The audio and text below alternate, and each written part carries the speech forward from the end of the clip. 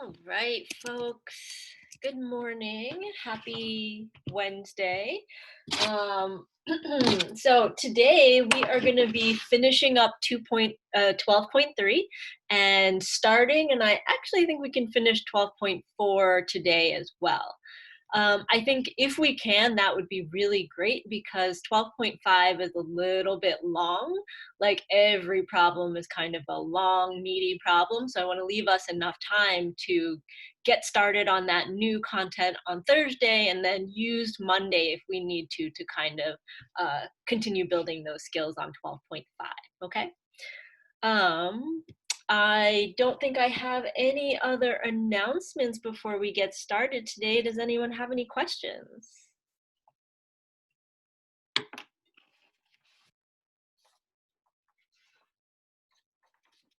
Okay.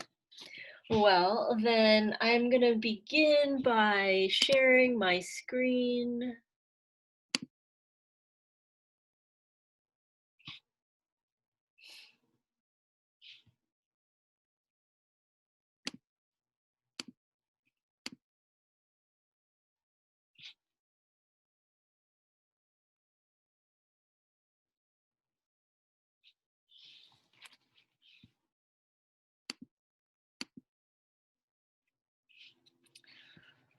All right. So yesterday we talked about parabolas. It looks like from the first few quizzes that I've already started to grade that the parabolas seem to be pretty straightforward. And so today we're going to finish up learning about the ellipse.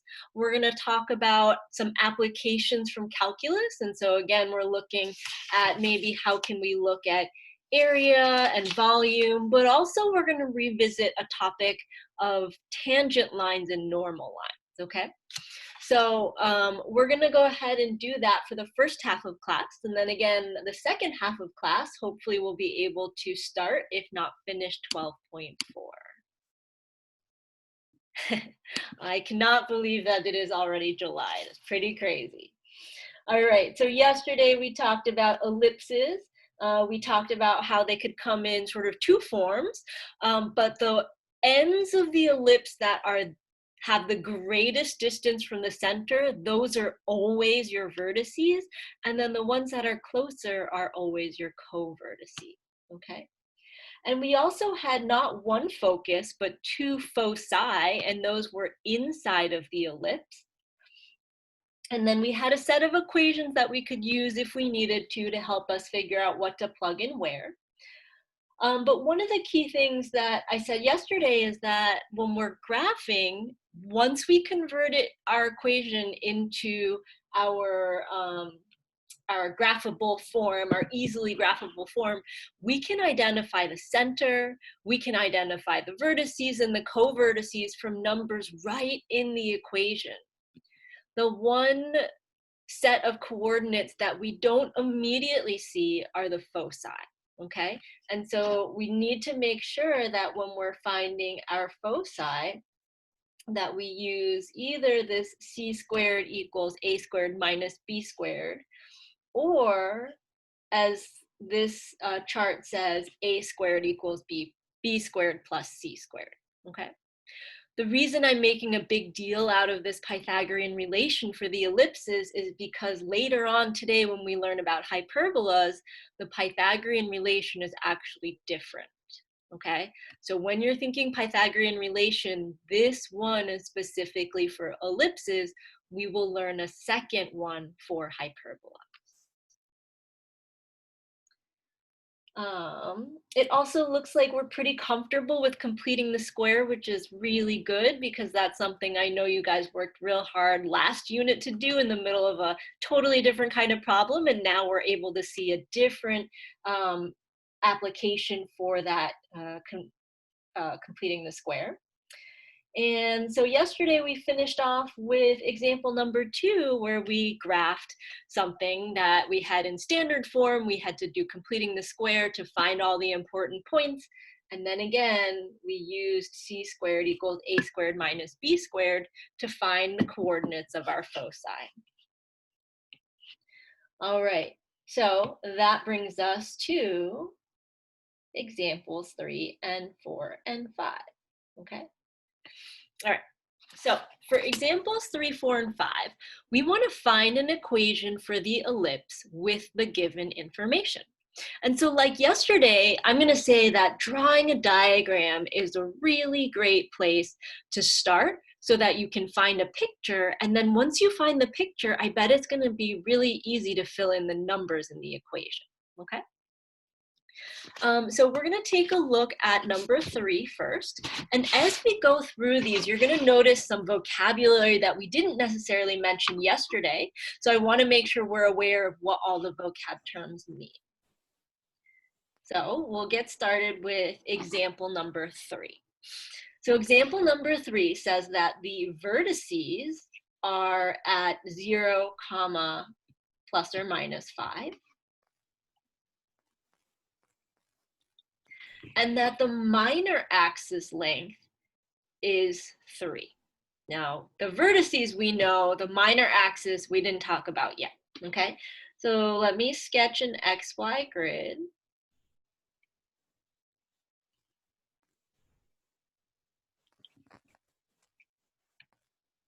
And we'll get our vertices on there. 0, positive 5, and 0, negative 5. Okay.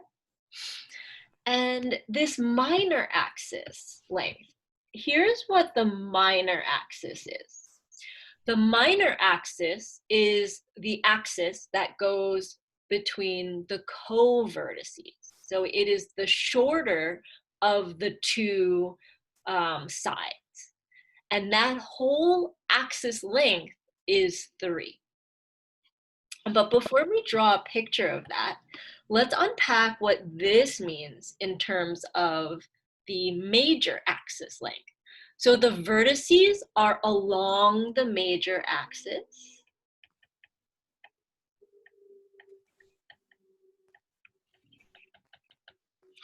And the major axis goes from one vertex all the way to the other vertex. How long is the major axis for this example number 3? 10. 10. Yeah, exactly. It's 10. And so we didn't say 5, right? We said 10. And so our major axis length is not 5, but it's actually 5 plus 5, or 10. Okay? And so that's how we can say that we have one vertex at positive 5 and another vertex at negative 5. Now, using that reasoning, if the minor axis length is 3, where are the co-vertices? Minus 1/2 and plus 1/2. What do you mean do you mean 0.5? 1.5. 1.5. Okay, good. That's what I thought. Sorry. No, you're Yeah. fine. I'm pretty sure I knew that you knew what you were talking about. Okay. I still have to work on my English. I'm sorry. No, you're fine. You're fine. So this 3 right here, if we want to find where the co-vertices are, we're going to take the 3, we're going to cut it in half, and that's going to tell us plus or minus that number to find the co-vertices. So our co-vertices are going to be at here. We could say this is 3/2, 0, and here -3/2, 0. Okay. And so we can go ahead and sketch what our graph would look like. This would be one of those ellipses that is taller than it is wide. Okay. And because I'm not being asked to graph, I don't actually need to find where the foci are. Okay. Instead, they want us to write an equation. So let's go ahead and fill in. We have to fill in something that looks like x minus h squared over a squared plus y minus k squared over b squared equals 1. Okay. So let's see what we can fill in. Center. 0, 0. 0, 0, yep. And so on the top, I have x squared, and then on the other numerator, I have y squared. Okay. Number under x.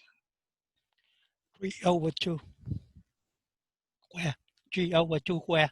Exactly. I'm so glad that you said 3/2, and then you said squared, right? Because we want to take that 3/2, that tells us how far we go out to the side, but we need to square it to get our a squared on the bottom.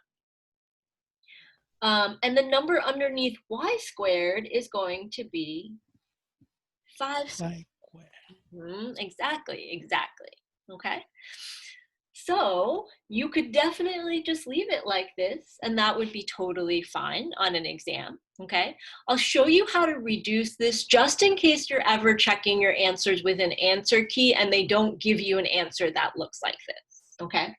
So if you wanted to simplify this, what you could do is take x squared over, and this would become 9/4, plus y squared over 25 equals 1.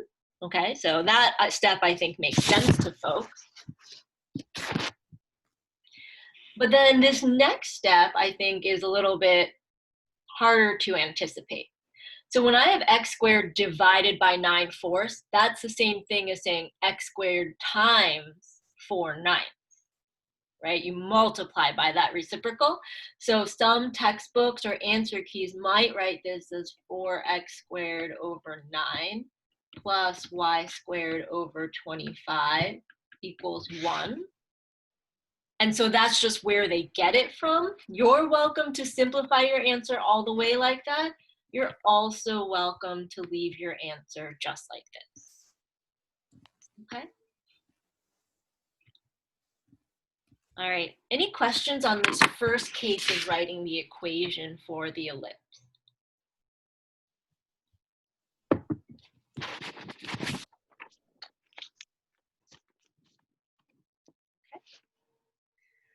So let's do this. I'll give you folks a couple moments to sketch diagrams for 4 and 5.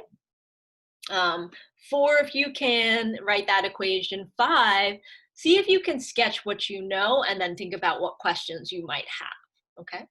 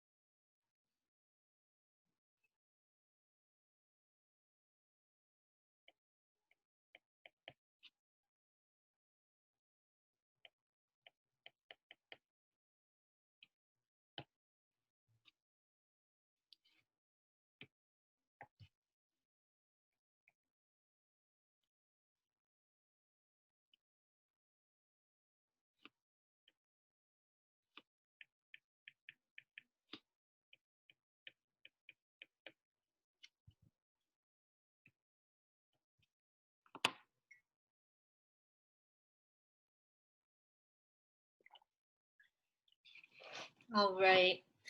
So folks, hopefully we were able to get something kind of like what I have, for example, number 4. So the first thing I did is graph my foci at positive 3, 0 and negative 3, 0. And then for the minor axis length, I knew that that meant that the minor axis is between the co-vertices. And so 2, which is the length, divided by 2, because it's split on both sides of the center, told me that the co-vertices were going to be at 1 and negative 1. Now, how did I know that those co-vertices went along the y-axis? Because the problem didn't tell me that. How come I didn't draw them along the x-axis? Because your foci are associated with the x-axis, which means that the vertices are. Exactly. The foci are also along that major axis. Okay? So there's a lot of implications here. We want to make sure that that diagram is correct. And then if I were to kind of sketch my whole diagram, I would want to connect this so that it reached outside of those foci, right? Because the foci are inside of my ellipse. So if I start to think about my equation, I realize that the center's at 0, 0 again. So I can say x squared over a squared plus y squared over b squared equals 1. And I can even fill in, whoops, sorry, that's b squared. I can even fill in the 1 squared underneath the y squared.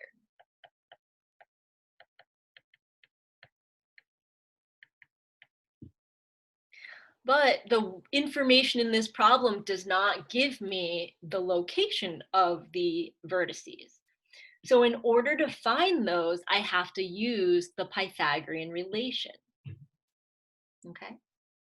So we're going to use that Pythagorean relation to find the location of the vertices. So we know that a squared equals b squared plus c squared, according to that formula from earlier in the notes. And so that means that a squared equals 1 squared plus 3 squared. 3 because that's how far the foci are from the center. And so we end up with a squared equals 10. And so all I need to do is put that 10 right underneath the x squared. Okay? If you went the extra step and you said a equals the square root of 10, then you would have put underneath here square root of 10 squared, which would get you back to that 10. Okay? So you don't have to take the square root in this case unless you were trying to graph it and find the actual distance. If you're only putting it into the equation, you can leave it as the square root of 10 squared or just 10. Okay? I have a question. Yes, what's up? How did you know that what's B and what's A? I'm still confused about that because Okay. you have two different equations. Yeah. So you ask a really great question. Now, one of the things that I kind of hate about all the different textbooks out there is every textbook treats the numbers underneath differently. Some of them call the one under X A, some of them call the one under Y A.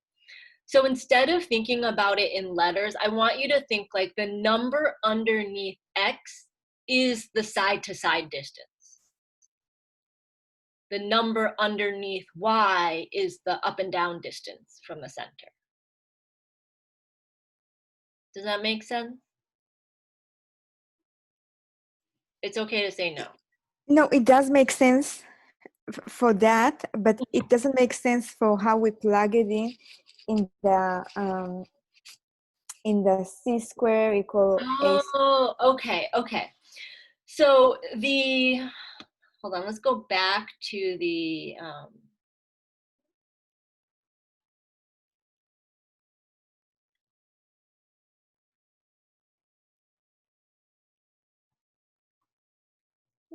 sorry, sometimes it freezes on me. Hold on.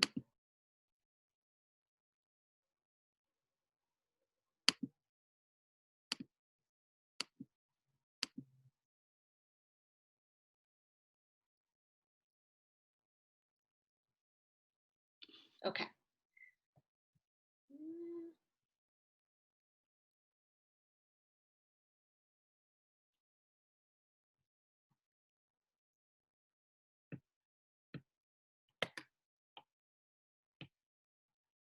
There we go. Okay. So if we go back to here, is your question like, how do you know what to plug in for the A and for the B? Yeah, you basically follow whatever you're gonna plug underneath the Y, then that's gonna be your B always? Okay, okay. So maybe let's write this Pythagorean relation a little differently. So when they say A squared equals B squared plus C squared, this is the A represents where your vertex is, okay? So the distance to the vertex squared equals the distance from the co-vertex squared plus the distance from the focus squared. Does that make more sense? Yeah, it does. Okay, so I would worry less about A and B. I would think that the vertex is the biggest distance. That means that that's going to be sort of like what we would think about our hypotenuse. Okay, that makes sense. And also, so are we going to see another example where we need to use the other standard equation, the one that the Y come first? So again, some textbooks like to have the equations separate, but to me, it makes more sense to say the number under Y, if it's bigger, then it's going to be sort of a tall oval. And if the number under X is bigger, then it's a wider oval. But I don't necessarily memorize two different equations. Like I kind of always just use this one. Okay, great. Thank you. Okay.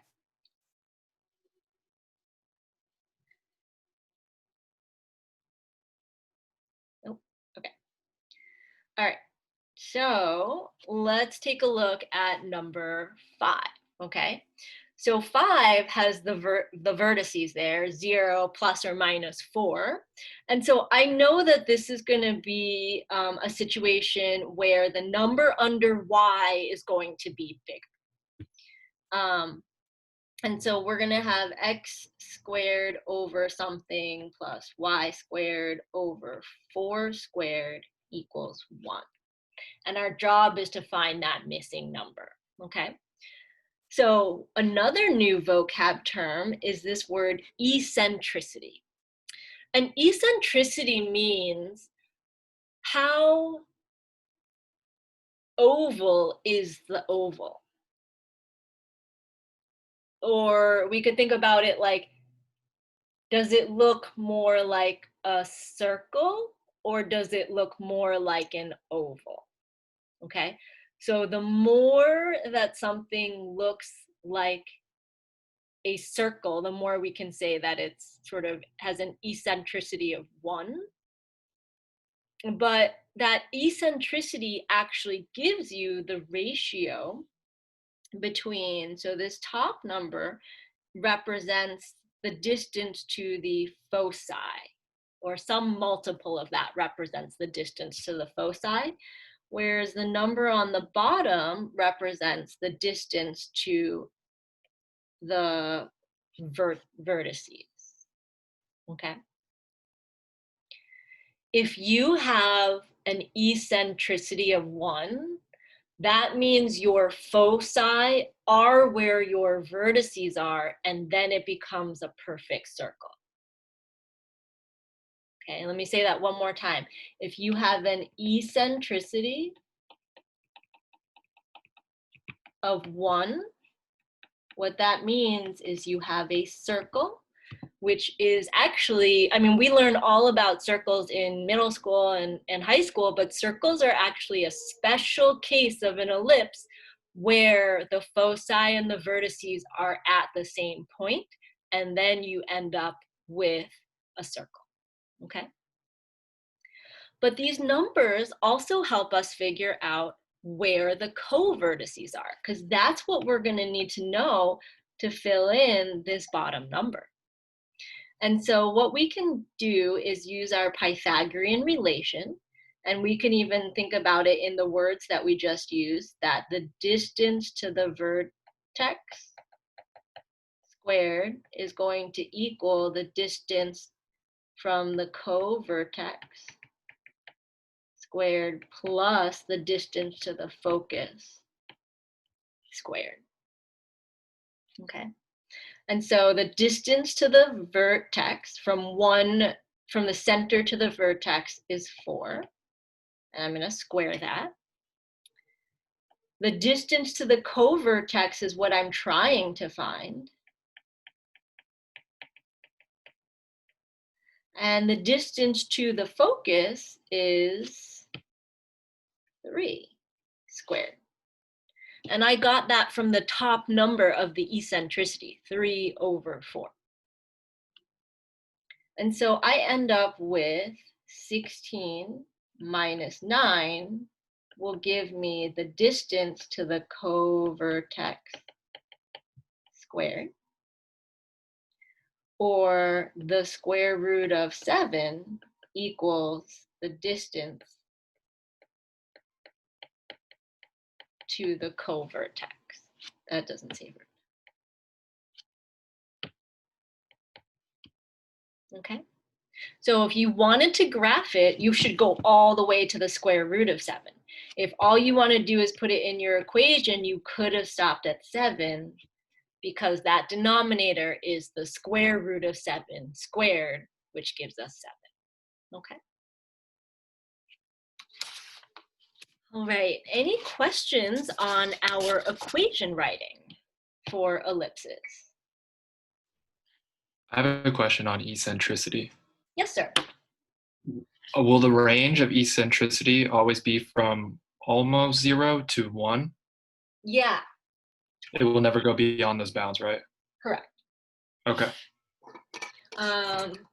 Yeah, so folks, what he's asking, this eccentricity, we usually call it with like a little e, should be between 0 and 1.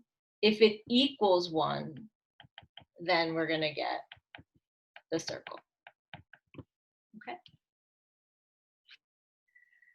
All right, any other questions on graphing ellipses or writing equations of ellipses?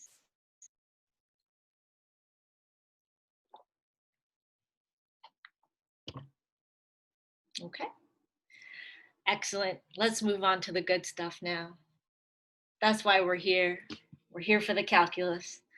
So, ellipses and calculus. We're going to take a look at 2 different examples today, okay? The first example is going to be thinking about how we can find things like tangent lines and normal lines to curves, okay?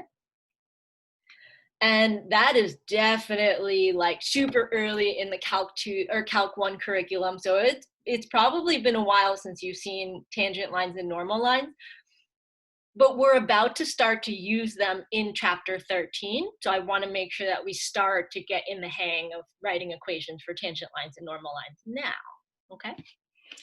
So kind of as a summary, the most efficient form of an equation for a line to use in calculus when we're looking for tangent lines and normal lines is our point slope form, okay, which is y minus y1 equals mx minus x1.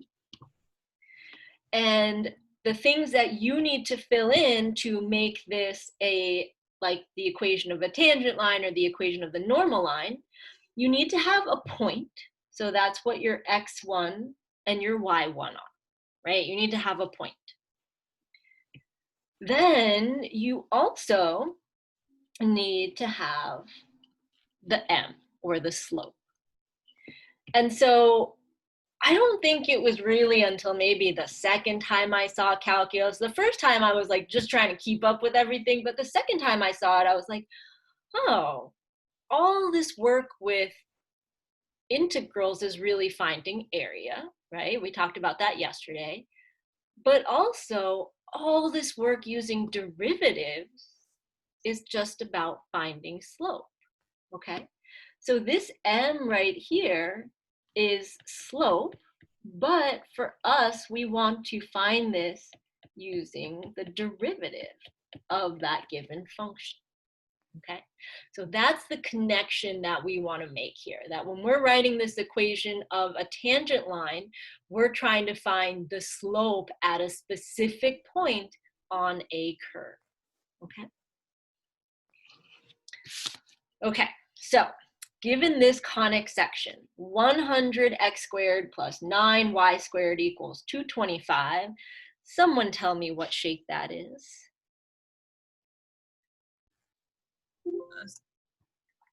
A circle. It is not a circle, no. Ellipse. It is an ellipse, yes. Okay, so if it were gonna be a circle, the numbers in front of x squared and y squared would be the same, okay? So this is going to be an ellipse because the numbers in front of x squared and y squared are not equivalent. And so we have this point, 1 comma 5 root 5 over 3. And we want to find the equation of the tangent line at that point. So if we were to sketch this real quick, I think that this ends up being one of the graphs from earlier, okay? So I'm just gonna draw it right here.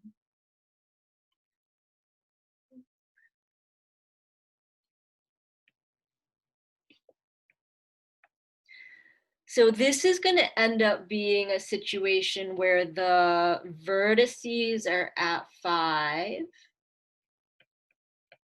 and negative 5. And the co-vertices are going to be at 3/2 and negative 3/2. Okay. So we end up with a tall, skinny ellipse.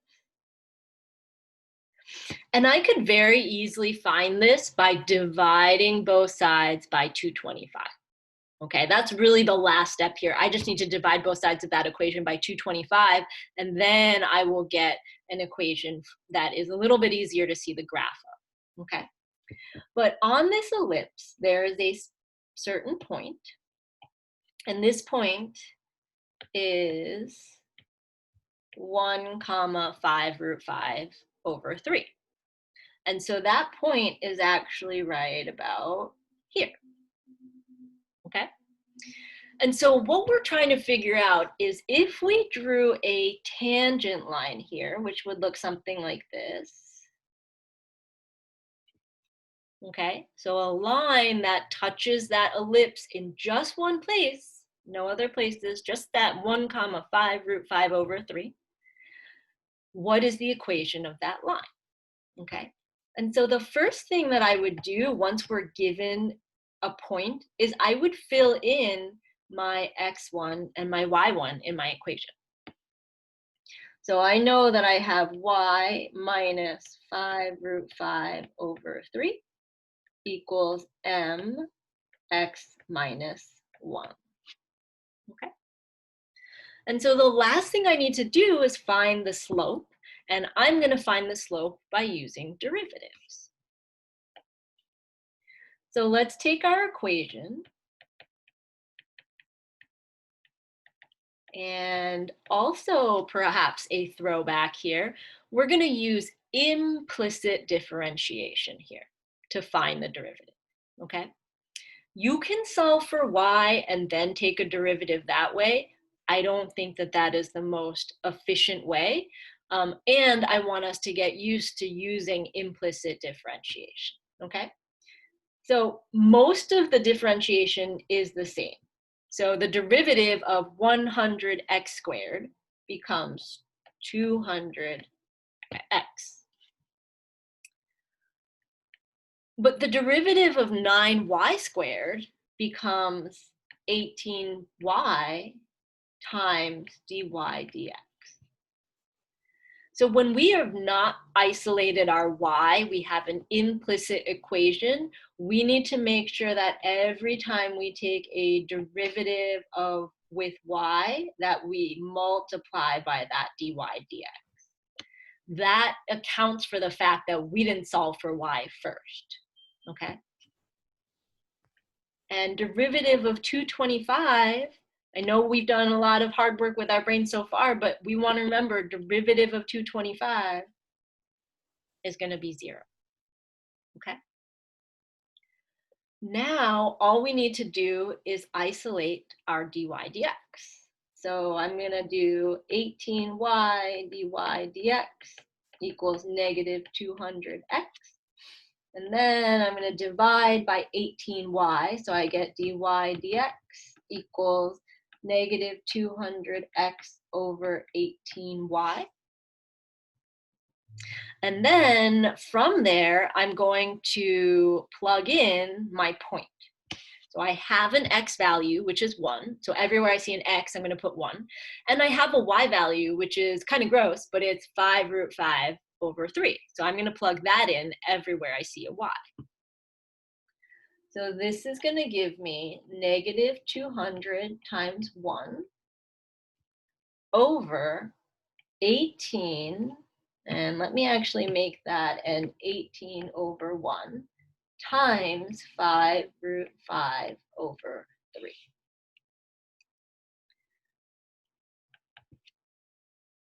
I can reduce a little bit here. 18 and 3 reduced to 6.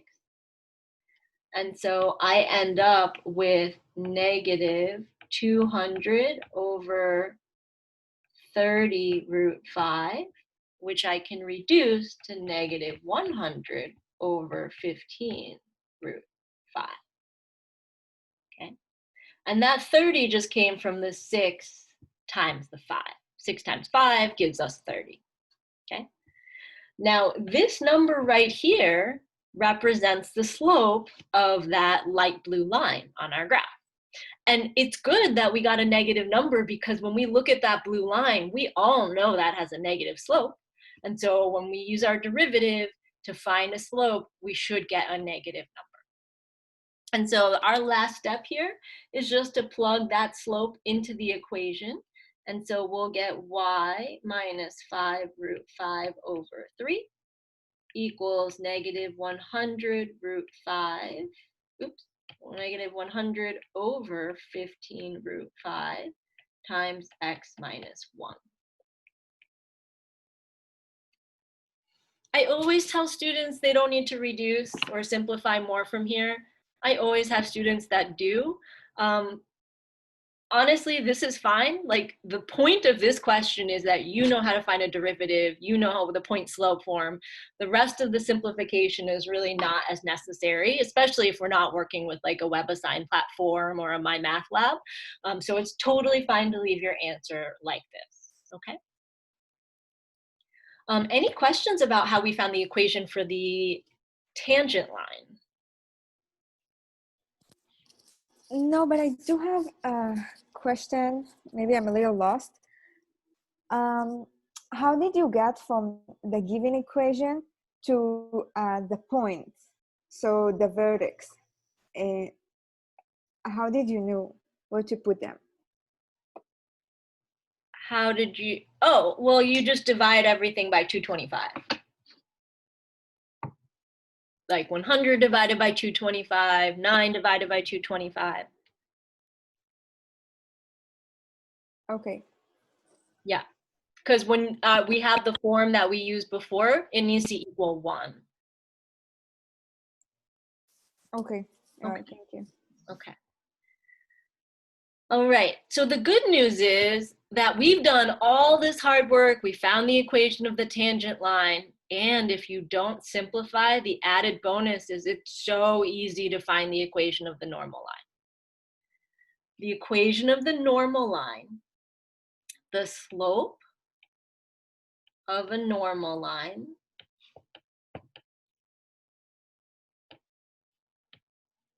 the slope of the normal line is equal to the negative reciprocal of the slope of the tangent line.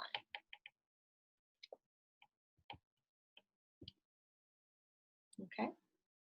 So the only thing I need to change, I'm going to take this slope that I found, I'm going to change the sign, and I'm going to flip top and bottom, and that's going to give me the slope of the normal line. The point is exactly the same, except that we're looking for a line that goes not touching the curve and on the outside, but looks more like something like this. Okay, so a tangent line and a normal line, they are perpendicular to each other.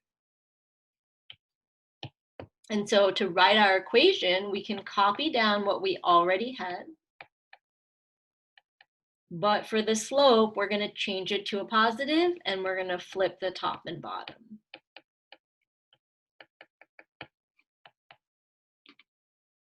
And that's it. Okay, so if you're asked to find the equation of a tangent line, a lot of the work is there, will help you find that equation of the normal line without a lot more extra work.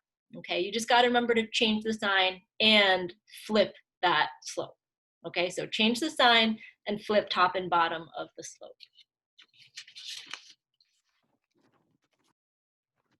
All right, so I think you definitely have a few quiz questions that ask you to write the equations of tangent lines and normal lines. If you find the diagrams to be helpful, I can't remember if I asked you to include those, but if you find diagrams helpful, definitely draw them out so that you kind of see like what all this work is that you're doing. Okay, I think without the picture, it just becomes a lot of like algebra, you know, where like all of this work and it's like, why are we even doing it? But the moment we get a picture, we're like, oh, I see what I'm doing. I see what equation I'm trying to find. I have a simple question about example 6A. Okay. How did you get 0, 5, 0, -5? Was that from the 100x squared? So you For the take points? this equation, yeah.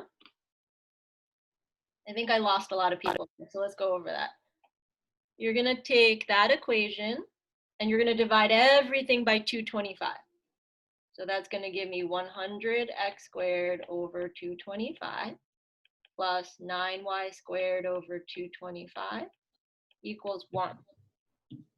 And now when you reduce your fractions, you're going to end up underneath the y squared, you're going to have a 25.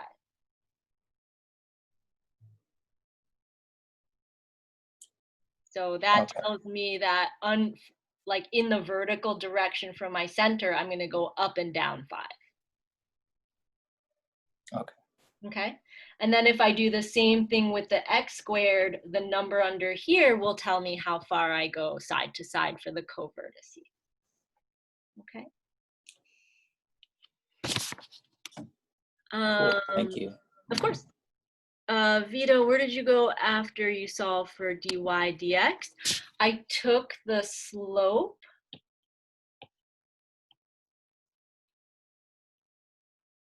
and I just plugged it into the slope part. Is that what you were asking, or a step before that?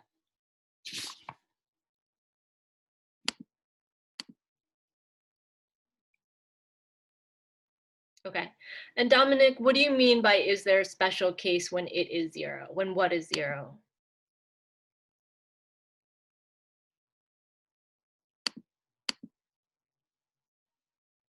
Or is this from a long time ago? I think he was talking about with the ellipses. Since then you end up with, you don't end up with the 0 because you can't have a fraction that ends up in 0 unless the top number is 0.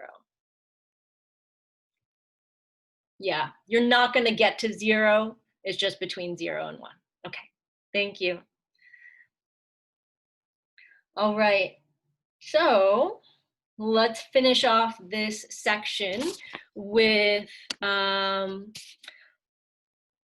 taking a look at a very abstract way of looking at the ellipse. So instead of having numbers, we're going to have a bunch of letters.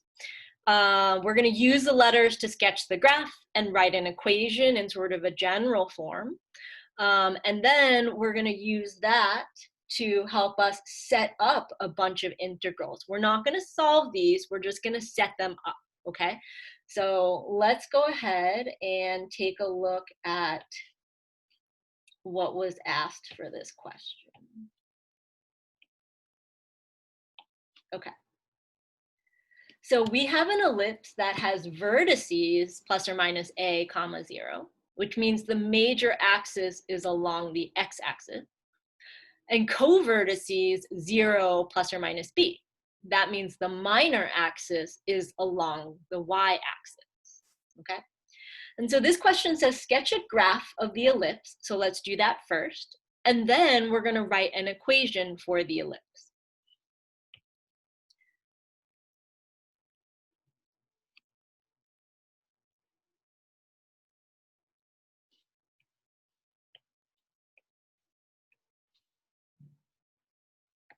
So if we have our vertices at d plus or minus a comma 0, that means I have this point, and this is a comma 0 and negative a comma 0. And the covertices mean that I have something here at 0 comma b and 0 comma negative b.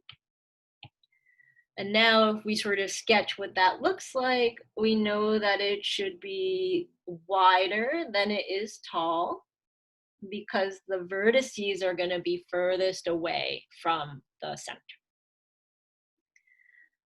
And if we were to write an equation for this, we could simply say that we have x squared over a squared plus y squared over b squared equals 1, okay? Now, what I'd like to do in this same part A is to take this equation, and we're actually going to take it from the implicit form that we have here, and we're going to turn it into an explicit form where we really have an equation that's like y equals something, okay? So if I wanted to solve for y, what could be a first step here? Minus x squared over a squared to the other side. Okay, so y squared over b squared equals 1 minus x squared over a squared.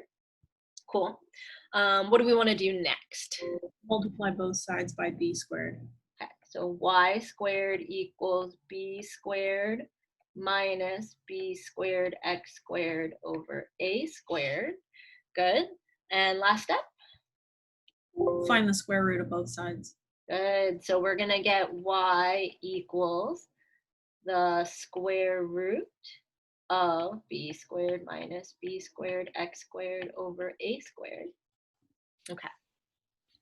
Now, if I graph this on, say, Desmos or a different platform, I would only end up with the top half of my ellipse. So I wouldn't even see the bottom half. In order to make sure that we get both, we need a plus or minus in the front to denote that we need the top half of the ellipse as well as the bottom half, okay? All right, so from here, what we're gonna do is we're gonna set up an integral that represents the area bounded by the ellipse, all right? So if I were to think about the area, okay, so let me just copy this.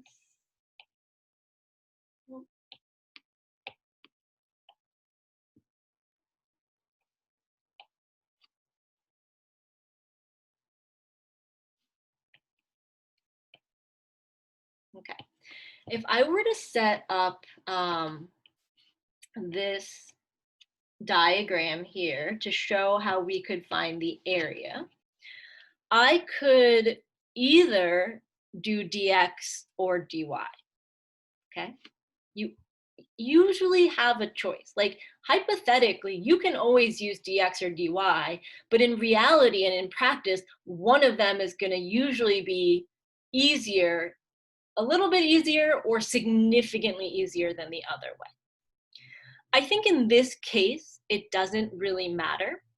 And so since we solved for y above, all right, we have an equation in terms of x, I'm going to use dx to set up this integral. So if I wanted to set up this integral for the area, I could say that I'm going from negative a all the way to a. And I would be taking slices and adding them up. So I would start here at this end, and then I would find the length of that line, and then I would find the length of another line, and I would keep going. And really, there's an infinite number of blue lines that are in between the two that I drew. I'm just drawing a few for samples. But I could keep going, and I would stop the blue lines when I get to A. So that's how I know my bounds are negative A to A. In addition to that, though, each of these blue lines goes from the positive version of this equation all the way down to the negative of that equation, okay? So really I'm saying I could take the top half of the line or use one of these equations, like the positive one, and then I could double it. So that looks like 2 times the y value will give me the height of all of those blue lines, and then I want to seal that off with a dx. But if we plug in what we have,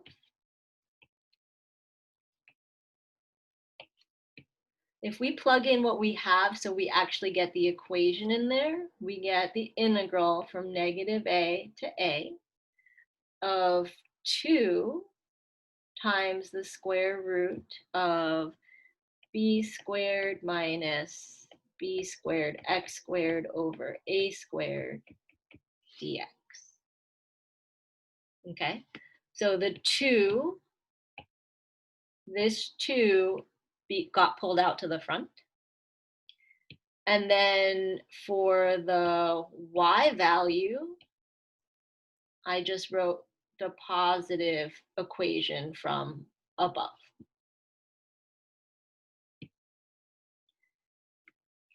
We could probably do one more thing, which is that if we find the area of the right half, we could double it to find the area of the entire thing.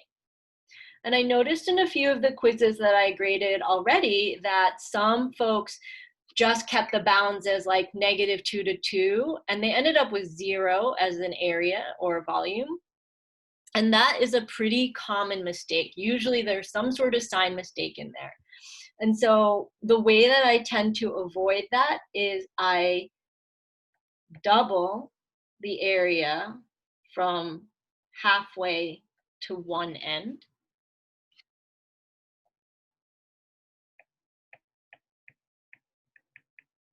And then I can avoid any sign mistakes that I might make, okay? So it's totally fine to leave it like this, but I think in calculations, it would probably be easier to then double it again and go from 0 to a, okay? Now, out of curiosity, if you needed to solve this integral, which integration technique from chapter 9 would you use?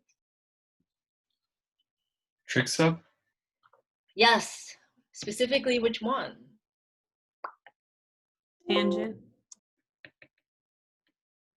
Trig sub, yes. Tangent, no, because tangent's got that plus sign in between. Would you use secant?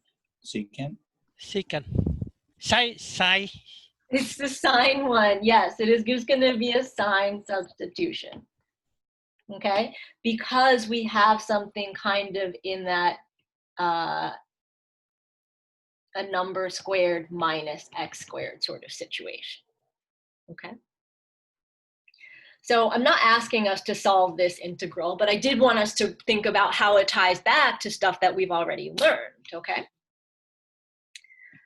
All right, are there any questions about the setting up for the area, to find the area bounded by this ellipse? I have one little question. Sure. At the beginning, you had the 2 times the y value. Mm-hmm. Initially, I thought you were doing the symmetry thing. But now I see that's not the case. Where does the 2 come from? Okay, so the 2 comes from, like, if I just had y value dx, what that would give me is like this y value. Okay. But my top and bottom of the ellipse means I need to do double the y value to get the distance between the top curve and the bottom curve. Okay. And Okay? then when we use symmetry or That, add the other 2, yes, yeah. what's that doubling?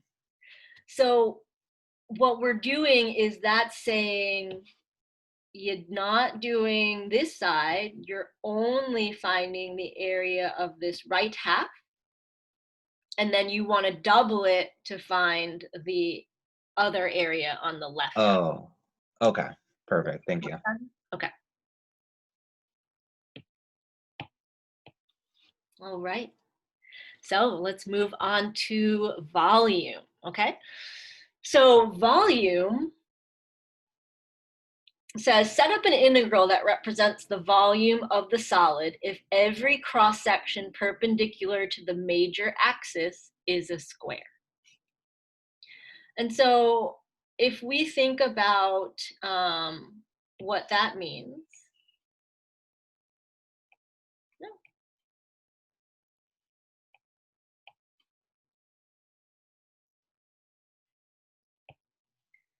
let's get rid of some of this in here. Okay, so we've got our diagram. And if we want to find that every cross-section perpendicular to the major axis is a square, here's what that means. That means that if I draw a line that is perpendicular to the x-axis like this, okay, that line doesn't just represent a line, it represents a square coming out of the screen at you, and this line is the base of that square. Okay. If I were to draw another sample slice, maybe this one right here, is that square bigger or smaller than the first one I drew? Bigger, It's bigger. How do you know that? because the distance from the bottom the ellipse to the top of the ellipse, the distance is bigger. Yeah, perfect. Exactly. And then if we maybe picked a sample one at the very end, that would be a pretty small square, right? So the squares start small at the left end, and then they kind of get bigger and bigger and bigger. And then at the halfway point, they start to get smaller again. Okay. But the key to this here is this concept of volume. Okay. So in general, if you want to find volume, if you integrate the area, you will get the volume. Okay.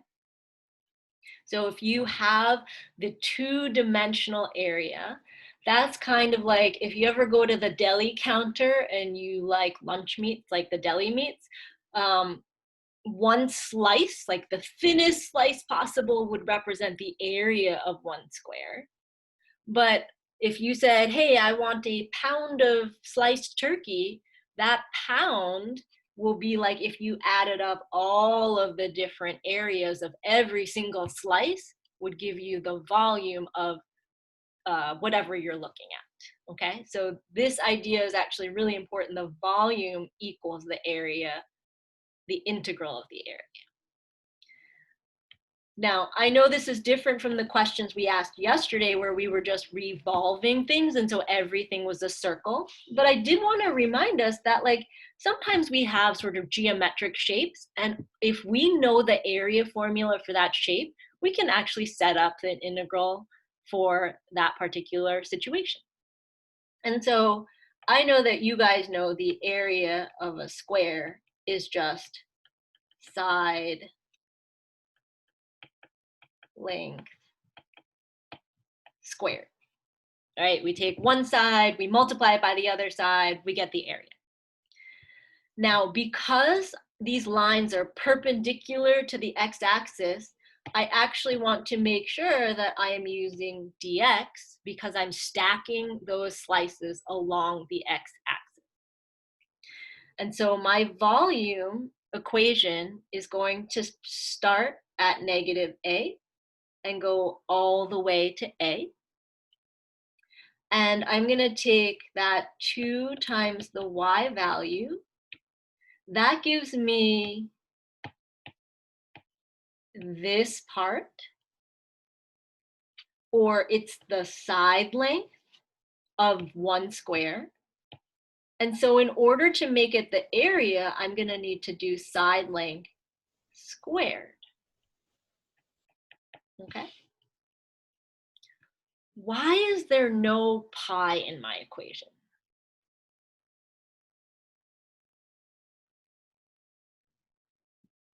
Because you're not dealing with a circle. Because you're not dealing with a circle, okay? And I think that seems obvious to some of us, but for some of us who like this whole volume thing is a little crazy, like, you know, it's just hard to visualize and we feel frustrated with it. I just want to remind us, like, we're always going back to what is the area formula. So if you're looking at a square, there shouldn't be a pi in your answer unless there's pi's in your bound. So we don't always put a pi every time we do volume. We only do that when we're looking at circular cross-section, okay? So let's replace our equation from before that we had, which is going to give us the integral from negative a to a of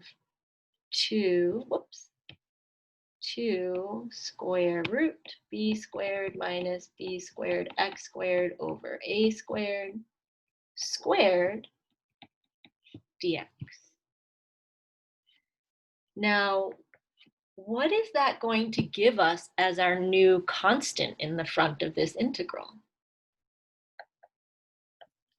Square root of 2?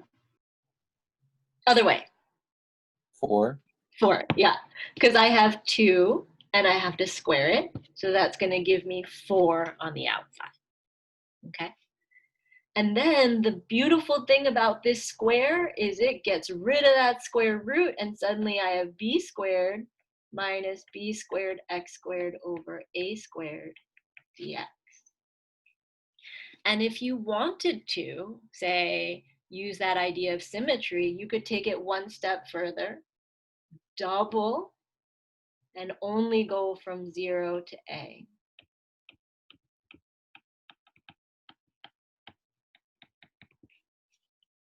Okay. Now, how would we integrate something like that? What techniques that we learned at some point in our academic career would we use to find this integral?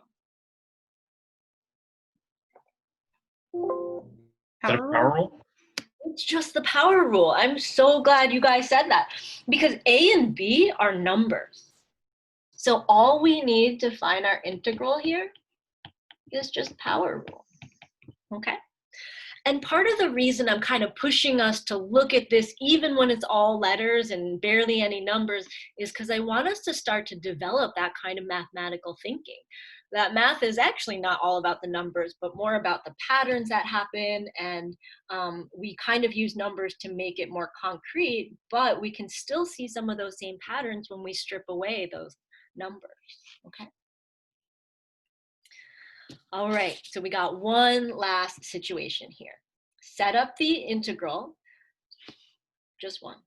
Set up the integral to find the volume of the solid obtained by revolving the region bounded by the ellipse around the, oh, that's why I did that, X and Y axis. All right, so we're gonna have one for the X axis, we're gonna have one for the Y axis. So let me copy and paste this diagram one more time.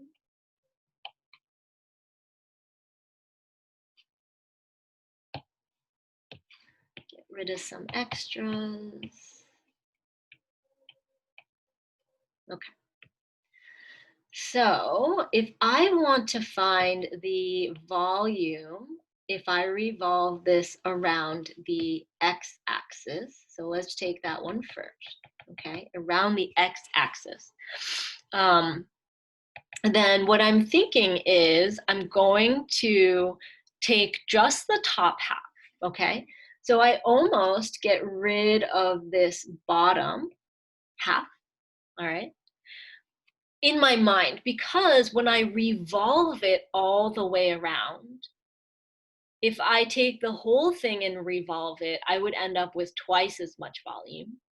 But if I only have the top half and I revolve it all the way around, then I will have the exact volume of the shape, okay?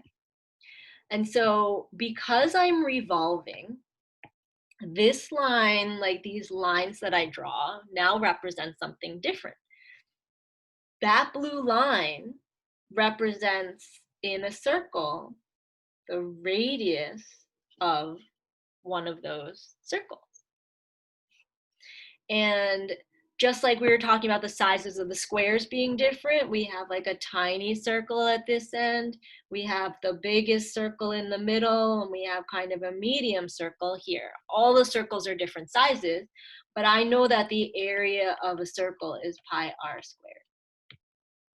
And so when I set up for disk or washer method, I'm really just using the idea of volume equals the integral of area. And in this case, my area equation happens to be pi r squared. And that's why we have a pi when we look at washer and disk method. So I have pi, the integral from negative a to a, of my radius, which is that square root of b squared minus b squared a squared, x squared over a squared, radius squared dx, okay? And so if I were to simplify this, the square and the square root would go away, and just like before, I can use the power rule, okay?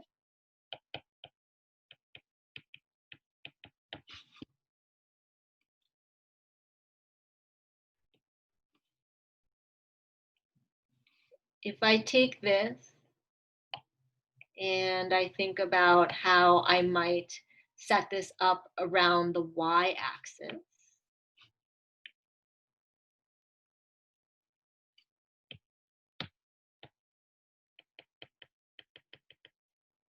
okay. I don't want to draw the cross sections in the same way. Oh no, too many things got erased. Ah.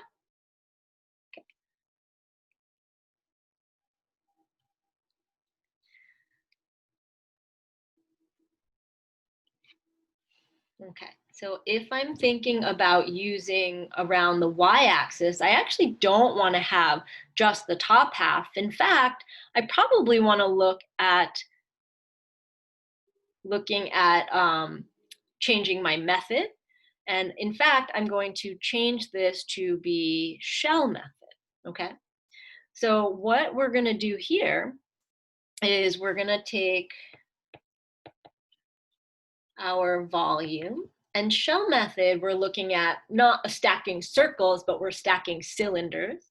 So we have 2 pi, the integral from negative a to a, of the radius, which if you're doing dx, the radius is going to be x in most cases. And then the height of the shell does actually require us to go back to the idea that we want this line to represent the height of a shell. So for example, it would look something like this. Okay. So when we say shells, we're really thinking cylinders, not like a seashell or anything like that.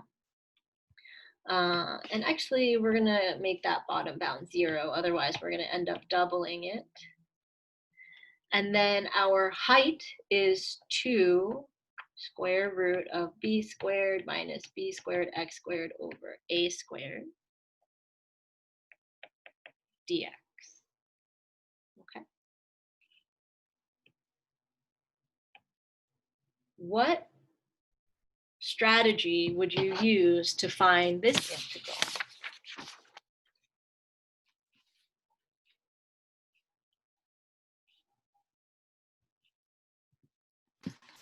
Would it be a trig sub again? You could use a trig sub, but I bet something else is going to be faster. Use U sub. You could use a U sub, yeah, because look what this one has that the other one didn't. It's got an x in the front, which is 1 power less than that 2x.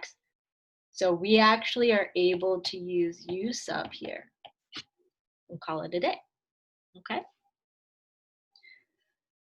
So I know this last question was a big question, okay? Lots of different concepts here.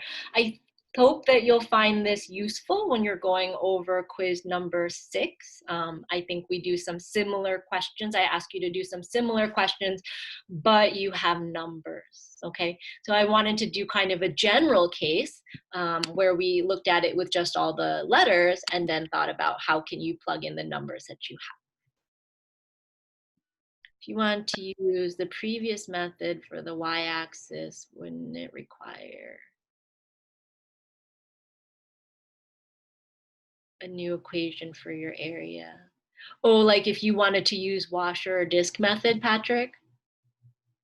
Yeah, then you would need to rewrite the equation. Like you'd have to go back and solve for x instead of y.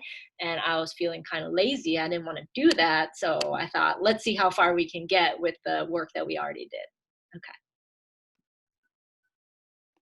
I have a question. For sure. So we come across a problem, we find the equation of our ellipse, and then you're asking us for one of these cases where it's either the B, the C, or the D. So what you're wanting us to do is just go ahead and you were just showing us how we get to that equation, how to set it up, but we just go to that end equation and we plug in our A's and we plug in our B's and then we solve the integration. I'd like you to, I mean, maybe once or twice practice the setup, right? So like thinking about how are you going to set this up? I think showing this in the general form doesn't necessarily mean just use the equations at the end, but think about like where they came from and get a chance to really deepen that understanding. Okay. As well as, let's say that our ellipse is going up and down. Does that just change our bounds where you have negative a to a, where if it went up and down, then we would just go from our lowest y value to our highest y value? If you're stacking up the I guess it would just be the same because a value is always with the larger number. Yeah. All right. Yeah, I think the A and B matter less when you're looking at like the actual picture, because if you want to stack it along the shorter axis, that's fine too. And then last question, if the origin is not 0, 0, it doesn't change any of this work, does it? It will make your equation a little bit more complicated, but you can sort of, it would be the same as if you shifted that whole graph back to the center. Okay. Yeah, and had the same distances around. That would be fine. Okay, Rosa, you asked a question, where does the 2 in front of the square root come from?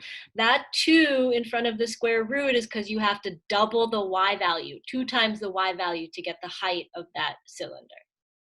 Okay, so it's kind of like when we saw the area set up in part B, we had the 2 times the y value, It's the same thing for the shell method down below. Okay. And then Cole, in what case would the radius for the shell method not be X or Y? Great question. So if you run into a case where someone says, you're going to take this shape and revolve it around a different line, not the X-axis and not the Y-axis, then your radius has to accommodate for that shift.